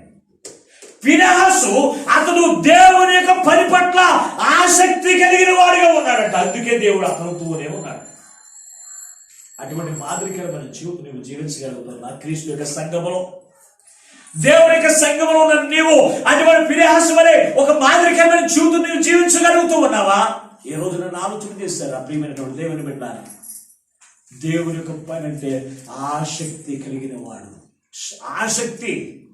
అయ్యా చెప్పండి, నేను ఎప్పటికైనా నేను చేస్తాను. ఎప్పుడు మీరు పిలిచినా నేను పని చేస్తానయ్యా, నేను దేవుని పని, నీ పని కాదయ్యా అని దైవజనుడి దగ్గర, మోసే దగ్గర ఉండి ఏం చేసుకోవడం తెలుసా? అయ్యా నేను ఏ పని చెప్పినా నేను చేస్తాను, సిద్ధంగా ఉన్నాను, ఇప్పుడే వెళ్ళిపోయి కమావు పరిగెత్తు. అందుకే దేవుడు అతన్ని ఏం చేశాడు తెలుసా? ఒక అధికారిగా చేశాడు, ఒక యాజకుడిగా చేశాడు. గల కారణం ఏమిటి అంటే దేవుడు అతనితోనే ఉన్నాడు. గల కారణము దేవుని పని పట్ల ఆసక్తి. ఈ రోజు నాకు దేవుని యొక్క పని ఎంత ఆసక్తి తెలుసా? ఎటువంటి ఆసక్తి తెలుసా? ఎక్కడ దేవుని యొక్క పని ఉందని సరే నేను పరుగుని వెళ్తానండి. అది కష్టమే కావచ్చు, లేకపోతే నాకు బలహీనత ఉన్నా కానీ దేవుని యొక్క పని చేయడం నేను ఆసక్తి చూపుతాను. మీరు ఆ ఆసక్తి నాకు కనపడుతుంది.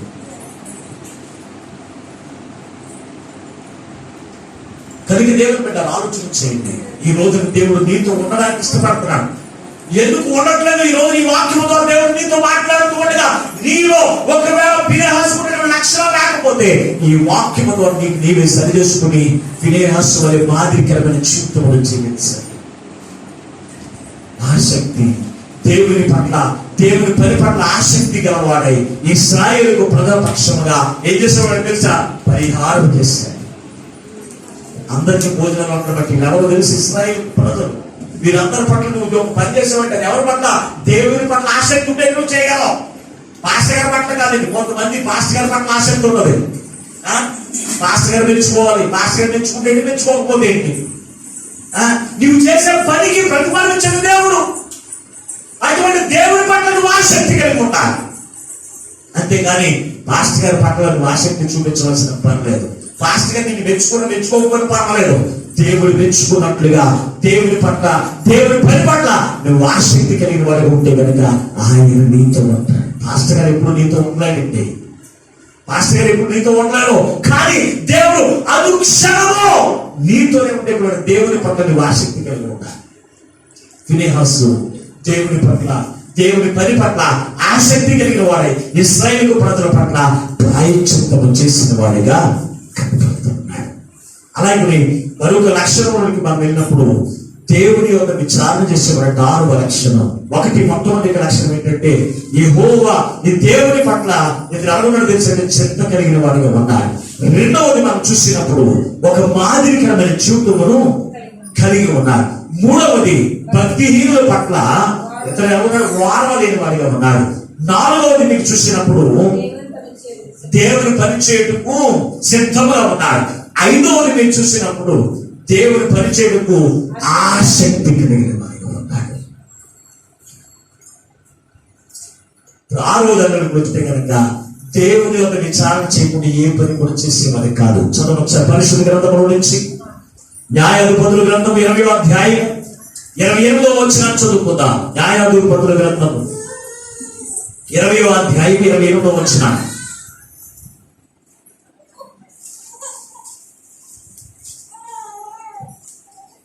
మీ బైబిల్లో కనపడుతుందా? న్యాయాధిపతుల గ్రంథం 20వ అధ్యాయం 28వ వచనం. అహరోను మనవడను ఎలియాజరు కుమారుడైన ఫినెహాసు ఆ దినములలో దాని ఎదుట నిలిచేవాడు. దాని ఎదుట నిలిచేవాడు. ఇశ్రాయేలీయులు మరలా మా సహోదరులైన బెన్యామీలతో యుద్ధమునకు పోదుమా మానుదుమా అని యెహోవా యందు విచారణ చేయగా యెహోవా వెలుడి రేపు నీ చేతికి వారిని అప్పగించేదని. ఫినెహాసు అతను ఏ పని చేయాలన్నా దేవుని యొక్క ప్రార్థన పూర్వకనేవాడు. దేవుని యొక్క విచారణ చేయకుండా అయ్యా నేను ఇది చేయాలా వద్దా, ఇది నేను చేయాలా వద్దా అని దేవుని యొక్క విచారణ చేసే వెళ్ళేవాడంట. లేకపోతే అతను జీవితంలో చెబుతూ ఉండేది కాదు. ఈ రోజు దేవుని యొక్క విచారణ చేయడం అంటే మనం అనుకుంటూ ఉంటాం, నేను ప్రార్థన చేసుకుని వెళ్ళానండి. ప్రార్థన చేసుకుంటే నువ్వు విచారణ చేసినట్లేనా? ఎవరి దగ్గర విచారణ చేస్తున్నా? ఎవరి దగ్గర చేస్తున్నా విచారణ? నీకు నీవే చేసుకుంటున్నావు. ఎవరి దగ్గర చేశాడు? యెహోవా యొద్ద, అంటే దేవుని యొక్క పక్షంగా దేవునికి ప్రతినిధి అయిన యాజకుడి దగ్గర ఎప్పుడైనా ఆలోచన చేస్తావా? అయ్యా నేను ఎలా చేద్దాం అనుకున్నానండి, అది మంచిదేనంటారా అని యాజకుడు ఎప్పుడైనా అడిగారు మీరు సలహా? మీరు అడగకపోయినా పర్వాలేదు, ఏదో చెప్పండి నాకు. ఏం చేయాలి? దేవుని యొక్క విచారణ చేసేవాడిగా ఉన్నాడు. ఎవరు? ఫినెహాసు. అయ్యా నేను వెళ్ళనా వద్దా? ఎవరు అడిగారు? దైవజనుడైన మోషే దగ్గర అడిగినప్పుడు ఇతడు దేవుని యొక్క విచారణ చేసేవాడిగా ఉన్నాడు. నేను ఈ రోజు అనుకుంటున్నాం అనగా మోసే ప్రతి విషయంలో కూడా దేవుని యొక్క అడిగేవాడు. దేవుడు ముఖాముఖిగా దేవుడు మోసేతో మాట్లాడేవాడు. అందుకే ఒక ప్రయాణం చేయాలన్నా ఏదైనా పని పూడుకోవాలన్నా దేవుని యొక్క విచారణ చేసి ప్రయాణం చేసేవాడు. దావీదు కూడా అదే లక్షణం కలిగిన వాడు. దావీదు ఏ విషయంలో సరే దేవుని యొక్క విచారణ చేయకుండా ఏ యుద్ధానికి వెళ్ళేవాడు కాదు, ఏ గొడవకి వెళ్ళేవాడు కాదు, ఎవరి మీద కూడా లేచేవాడు కాదు. తన కారణం తెలుసంటే దావీదుకు కూడా దేవుని యొక్క విచారణ చేసే లక్షణమును. ఈ రోజున నీవు దేవుని యొక్క విచారణ చేసుకుంటున్నావా? దేవుడు నీతోనే ఉండాలి, దేవుడు నీతోనే ఉండాలి. అదే దేవుడి యొక్క ఉద్దేశము. నీ ఉద్దేశము కూడా అదే. దేవుడు నీతో ఉండాలంటే నీవు ప్రతి విషయంలో కూడా, నీవు పూనుకునిచ్చిన ప్రతి ఒక్క ప్రయత్నంలోను, ప్రతి ఒక్క పనిలోను, నీ ప్రయాణం కొరకు ప్రతి విషయంలో కూడా దేవుని యొక్క విచారణ చేసే ముందుకు వెళ్తున్నావా? ఆలోచించు. ఫినెహాసు దేవుని యొక్క విచారణ చేసి ముందుకు కొనసాగేవాడు. అందుకే అతని యొక్క జీవితంలో దేవుడు చంద్రుని వారిని అతని చేతికి అప్పగించేవాడు. అతని జీవితంలో జయ జీవితంలో అనుగ్రహించాడు. ఈ రోజున నీవు ఎలా ఉన్నా పరిశీలన చేసుకోండి. దేవుని యొక్క విచారణ చేసేటువంటి వారిగా ఉన్నావా?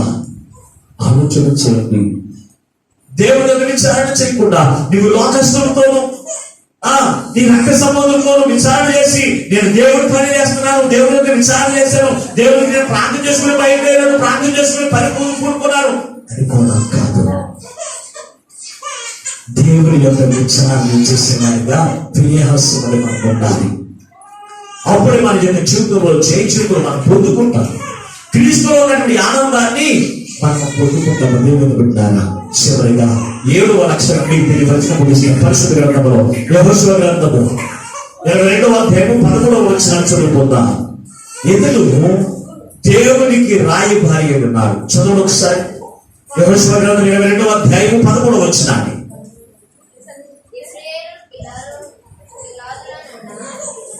ఇశ్రాయేలు గిలాదులో ఉన్న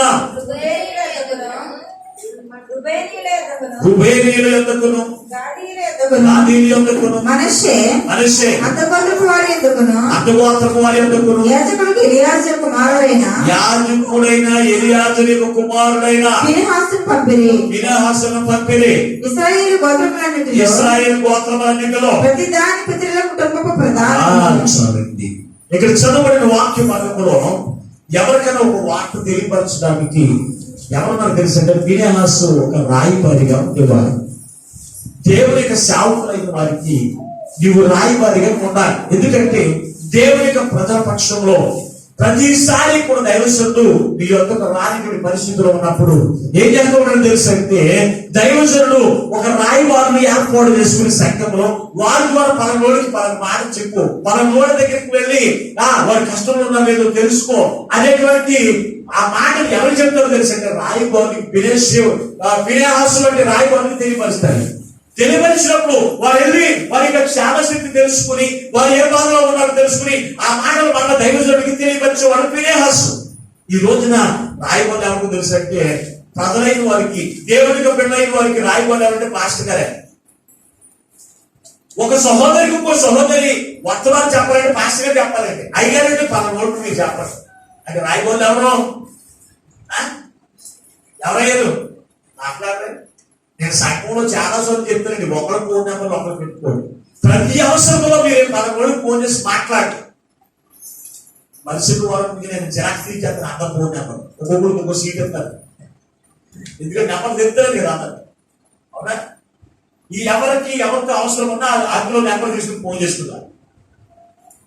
అంతేగా నేను రాయబారులు మీకు పాస్టర్ గానే రాయబారులు చేసేస్తాను. మీరు నాకు రాయబారుల కింద ఉండండి అంటే ఒక్కరు వెళ్ళండి, బాధలో ఉన్న దగ్గరికి వెళ్ళి వారిని పరామర్శించి అయ్యా పలానోడు పలానా బాధలో ఉన్నారు, పలానోడు పలానా శ్రమలో ఉన్నారు, వారు మనం ప్రార్థన చేయమన్నారయ్యా, ఇదిగో మీకు అవకాశం ఉన్నప్పుడు వచ్చి ప్రార్థన చేయండి అని చెప్పేటువంటి విశ్వాసం ఈ రోజు కనపడుతున్నారండి సంఘంలో. నేను 3 వారాలు బట్టి 2 వారాలు బట్టి లేకపోతే మాస్టర్ గారు ఇప్పుడు మా ఇంటికి రాలేదు అనుకుంటాను. ఒకవేళ చెప్పినట్టే నాకు ఖాళీ రాదండి. నువ్వు రాయబారు కాకపోయినా ఒకవేళ నీ దగ్గరికి వచ్చి ఇదిగో పలానా వాడు వచ్చి ఇదిగో మా ఇంట్లో పలానా సోదరు ఉంది మాస్టర్ గారు తెలియపరిచేట అది కూడా చెప్పలేదు కొంతమంది. ఇదే దౌర్భాగ్య స్థితి నాకు అర్థం కావట్లేదు. ఫినెహాసు రాయబారి మోషే చెప్పిన పని ఇదిగో రూబేనీయుల దగ్గరికి ఇశ్రాయేలు ప్రజల దగ్గరికి వెళ్ళి ఇదిగో నేను చెప్పిన మాట వారికి తెలియపరచు. అని వెంటనే వెళ్ళి గబాబా మోషే దైవజనుడు ఏమని చెప్పాడో ఆ మాట వెళ్ళి చెప్పేటువంటి లక్షణం కలిగిన వాడు ఫినెహాసు. మాస్టర్ గారు చెప్తే నేను చెప్పడం ఏంటి, నేను కాలేదండి ఎవరికైనా చెప్పండి. ఎంత దౌర్భాగ్యం స్థితి ఏంటి ఇది.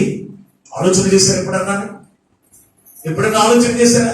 నాకు కాలేదండి ఇంకొకటి చెప్పండి, ఇంకొకటి చెప్పండి. నువ్వు చెప్పాలా? నువ్వు చేయకపోతే అక్కర్లే.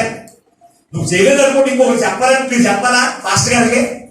ఇంకొకటి ఆయన చెప్తాడు. ఇంకా ఇంకొకరు ఎవరున్నారు ఎత్తుకుంటారు, ఎవరిని వెళ్ళేవాడు మాట్లాడేవాడు మాస్టర్ గారు చెప్పినట్లుగా ఆ మాట అందించేవాడు ఎవరు ఎత్తుకుంటాడు ఆటోమేటిక్ గా. మనం చెప్పక్కర్లేదు సలహా. కనుక దేవుని వింటారా? ఇది అనుకున్నది తెలుసా? ఫినెహాసు దైవజనుడు మోషే దగ్గర ఇది అనుకున్నది తెలుసు, ఒక రాయబారిగా ఉన్నాడు. అందుకే అతనితోనే దేవుడు ఉన్నాడు. చూడండి 7 లక్షణాలు ఉన్నాయి. ఎంత మాదిరికరమైన జీవితం ఉంది ఇశ్రాయేలు ప్రజల మధ్యలో. ఇశ్రాయేలు ప్రజలందరూ కూడా అమోరీయులతో మోయాబీలతో పాపము చేస్తున్నటువంటి ప్రజల్లో ఒక ఫినెహాసును ఈ రోజున మనం చూడగలిగాం. ఈ ఫినెహాసు ఉన్నటువంటి లక్షణాల్లో ఎన్ని లక్షణాలు కలిగి ఉన్నావు? ఈ రోజునే ఈ వాక్యం ద్వారా దేవుడు నీతో మాట్లాడుతూ ఉండగా ఈ రోజు నువ్వు జ్ఞాపకం చేసుకో.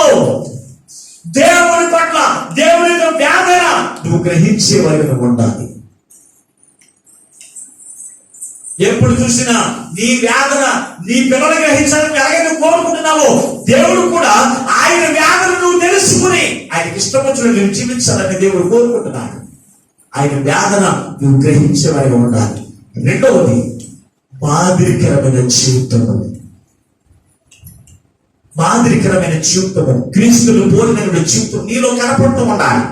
క్రీస్తు యొక్క ప్రేమ, క్రీస్తు యొక్క క్షమాపణ గుణం, క్రీస్తు యొక్క సమాధానకరమైన జీవితం, క్రీస్తు పట్ల అనురాగము చూపించేటువంటి దయగలిగిన హృదయము నీవు కలిగి ఉండాలి. మాదిరికరమైన జీవితం. నువ్వు క్రీస్తులోనికి రాకముందు మూర్ఖుడివే, నువ్వు క్రీస్తులోనికి రాకముందు దుర్మార్గుడివే, నువ్వు క్రీస్తులోనికి రాకముందు ఒక దొంగవే, ఎదురుసానవే కావచ్చు. కానీ నువ్వు క్రీస్తులోనికి వచ్చిన తర్వాత మాదిరికరమైన జీవితం జీవించాలి. వ్యత్యాసకరపాలి. ఈ పాత జీవితానికి కొత్త జీవితానికి వ్యత్యాసం కనపడాలి. మాదిరికరమైన జీవితం. మూడవది చూస్తే కనుక ఏంటంట, భక్తిహీనులు చూసి వారవరైనటువంటి జీవితమును జీవించే వారికి మనం ఉండాలి. మరి అటువంటి వేదన నీకుంటుందా? ఈ రోజు నువ్వు చూస్తుండగానే నీ కళ ఏంటే అనేక మంది భక్తిహీనులు కనపడుతూ ఉన్నారు కదా. రక్షణ పొందిన వారే భక్తి జీవితం జీవించిన వాడు నువ్వు చూస్తూ ఉన్నావు కదా. వారిని బట్టి నువ్వు వారలేని స్థితి నువ్వు కలిగి ఉన్నావా? ఆలోచన చేయండి, ఆలోచన చేయండి. నాలుగవది చూస్తే కనుక ఎలా ఉన్నాడంట, దేవుని పని చేయడానికి సంసిద్ధంగా ఉన్నాడు. దేవుని యొక్క పని చేయడానికి ఎలా ఉన్నాడు? రెడీ. ఎప్పుడు రెడీ? అయ్యా ఏ పని చెప్పినా నేను చేస్తాను, నువ్వే పని చేసినా నేను చేస్తాను అనేటువంటి ఎప్పుడు ఒక సిద్ధపాటు కలిగినటువంటి వాడిగా ఉన్నాడు. ఆ సిద్ధపాటు ఎప్పుడు వస్తుంది? ఆసక్తి కలిగి ఉన్నప్పుడు. దేవుని యొక్క పని పట్ల ఆసక్తి, నేను చేయాలి, నేను చేయాలి, నేను చేయాలి. ఎవరు చేసిన నేను చేయాలి. దేవుని పని పట్ల ఆసక్తి ఉండాలి. ఆ భావన ఉంటుంది. ఎన్ని పనులు చెప్పడం తెలిసిందే, గేదెల పని, ఇంట్లో పిల్లల పని, తన భర్త పని, పొలం పని, ఎక్కడ కొట్టుకునే పని, ఇవన్నీ చక్కబెట్టినా కానీ దేవుని పని నేను చేయాలి. ఆసక్తి. అవసరమైన దేవుని పని గురించి అన్ని వదిలేస్తానండి వచ్చేస్తుంది. మీరు అటువంటి ఆసక్తి మనకు ఎందుకు ఉండట్లేదు? రక్షణ పొందలేదు నా కుమార్తె ఇంకా, అయినప్పటికీ దేవుని పని అంటే ఎంత ఆసక్తి. ఒక్క ఆయా అమ్మాయి ఎప్పుడైతే ఆకులు చేయించుకోండి, మేము అందరం చేయమాకండి. ఒక రక్షణ పొందనటువంటి కుమార్తె గురించి, ఆకు గురించి, నా రక్షణ గురించి చెప్తున్నాను నేను. మరి అటువంటి ఆసక్తి మీకు ఎందుకు ఉండట్లేదు? ఒక పక్క దేవుని పని జరుగుతూ ఉన్నాయి కానీ ఒక్కొక్క స్పందన కూడా ఉండదండి. ఆ ఏడుపు దాని ఎడుతున్నారు చూస్తూ ఉంటుంది. ఇది ఆగైపోయింది. ఇది దేవుని పని అయినటువంటి జ్ఞానమే ఉండదు, ఆలోచన ఉండదు, తెలివే ఉండదు కొంతమందికి. దేవుని పని విషయంలో ఎంతో ఒక్కొక్కడికి కష్టమైపోతూ ఉంటుంది, ఒక్కొక్కరు ఇబ్బంది పడిపోతూ ఉంటారు. అయినా కానీ చూస్తూ ఉంటారు తప్ప చేయని చేయని వారి తాగి దాన్ని చూస్తారండి కొంతమంది. ఇది ఆసక్తికరం, సాతాను కలిగించేది ఆలోచన. అలాగనే ప్రతి విషయంలో కూడా దేవునికి రాయబారిగా ఉండేవాడు, దేవునికి సేవకులైన వారికి రాయబారిగా ఉండేవాడు. ప్రతి విషయంలో దేవుని మీద ఆధారపడేవాడు. దేవుని అనుమతి లేకుండా ఏ పని కూడా చేసేవాడు కాదు. ఈ 7 లక్షణాలు మీద ఉన్నాయా? లేకపోతే ఒక్కసారి ఫినెహాసుతో పోల్చుకోండి. మనుషులతో కాదు, భక్తిహీనులతో కాదు, తాగుబోతులతో కాదు నువ్వు పోల్చుకోవాల్సింది. ఎవరితో తెలుసా? నీతిమంతులతో మనం పోల్చుకోవాలి. ఈ ఫినెహాసు గురించి పరిశుద్ధ గ్రంథంలో ఎందుకు రాశాడో తెలుసా? అతను ఇక్కడ అక్షరాలను కూడా ఎందుకు మనకి ఈ రోజున మన ఎదురు పెట్టాడు ఎందుకో తెలుసా అంటే, దేవుడు నీతో ఉండాలని కోరుకుంటున్నాడు. ఒకసారి మూలవచనం చదువుకుని వాక్యం నేర్చుకుందాం. ఒకసారి తెలుగు తంత్రం మొదటి గ్రంథంలోనే 9వ అధ్యాయం వచ్చిన ఎలియాజరు కుమారుడైన ఫినెహాసు మునుపు అంటే ఇప్పుడు జరిగిన సందర్భాల సమయంలో వారి మీద అధికారి అయి ఉండేను. యెహోవా అతనితో కూడా, దేవుడు మనతో ఉండాలంటే అంత గొప్ప భాగ్యం అండి. అవునా కదా? దేవుడు మనతో, యెహోవా అతనితో కూడా ఉండేను, అందుకే అతను అధికారి అయ్యాడు. ఈ రోజున దేవుడు నీతో నాతో కూడా ఫినెహాసు అధికారి అయ్యాడు. మనం అధికారం అవ్వా? ఆలోచన చేయండి. మన ఉన్నతమైన స్థితిలో నడిపించబడమా? దావీదు కూడా ఎలా ఉన్నాడు తెలుసా? ఈ లక్షణాలన్నీ కలిగి ఉన్నాడు.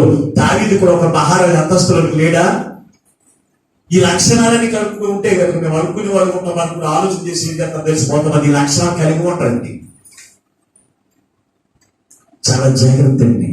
దేవుడు నీతో ఉండాలని ఆ రోజు ఈ రోజు ఆయన ఇష్టపడతాడండి. ఈ రోజు ఆయన ఇష్టపడుతున్నాడండి.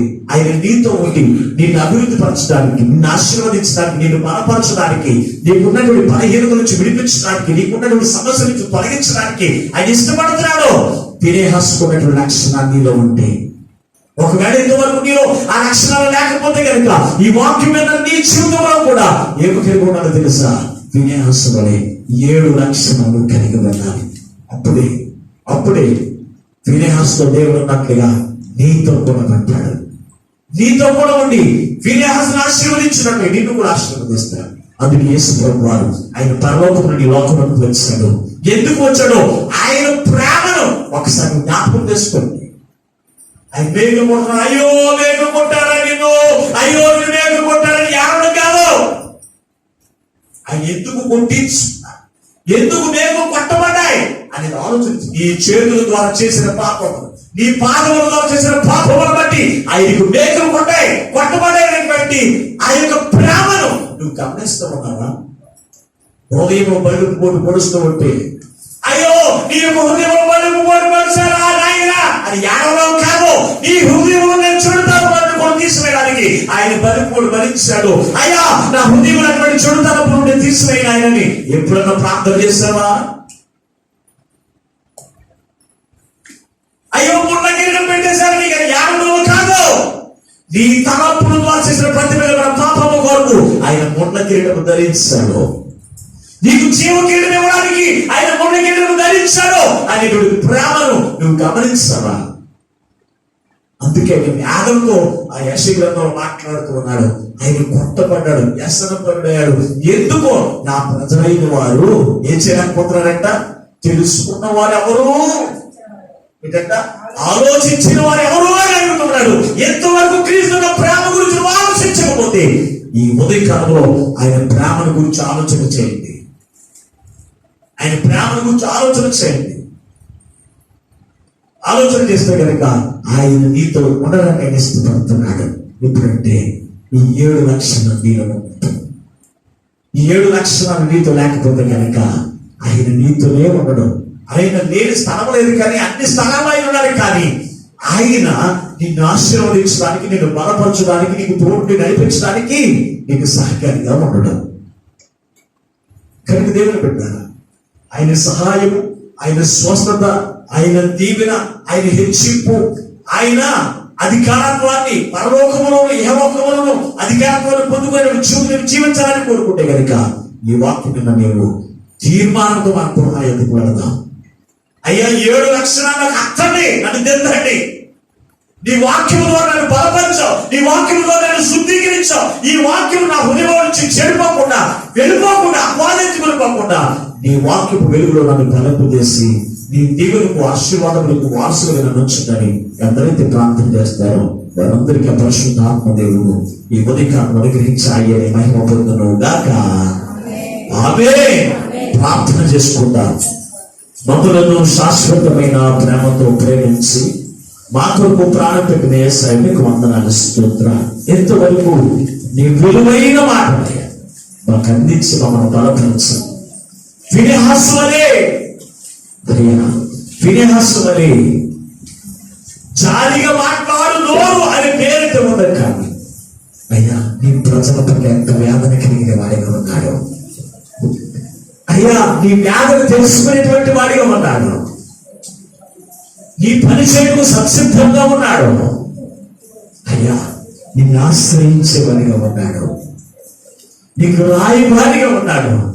అటువంటి లక్షణాలు ప్రతి బిడ్డలైన వరకు అందించి నీ తోడు పొందుకునే తండ్రి వారి యొక్క బ్రతుకులు ఆనందకరమైన ఆశీర్వాదకరమైన నిత్య జీవము కలిగిన రోజులు ప్రతి బిడ్డలైన వరకు అందించి మీరు మహిమను పొందమని యేసు పరిశుద్ధమైన ప్రార్థించి వారి గురించి నామో పరమ తండ్రి, ఆమేన్. అందరికీ వందనాలు. దేవుడి మిమ్మల్ని మీ కుటుంబాలను దీవించును గాక. ఆమేన్.